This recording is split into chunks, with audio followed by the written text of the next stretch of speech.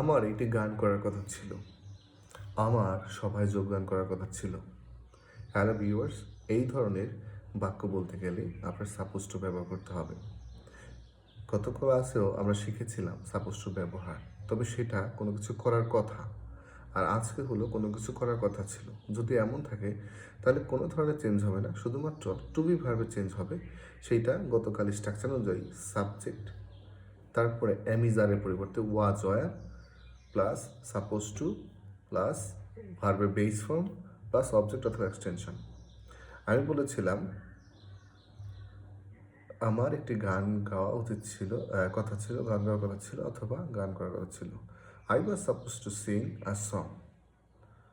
আরেকটি ছিল হলো আমার সভায় যোগদান করার কথা ছিল। I was suppose to join the meeting. I was suppose to join the meeting. আমার এখানে থাকার কথা ছিল। I was suppose to stay here. তার সেখানে যাওয়ার কথা ছিল। He was suppose to go there. তাদের মাঠে খেলার কথা ছিল। They were suppose to play in the field. এভাবে চাইলে আপনি আরও অনেক সেন্টেন্স তৈরি করতে পারেন। সাপোজ টু কোনো কিছু করার কথা, কোনো কিছু করার কথা ছিল, শুধু ওইখানে অ্যামি যা আর এখানে ওয়াজ দিলেই হবে। Thank you.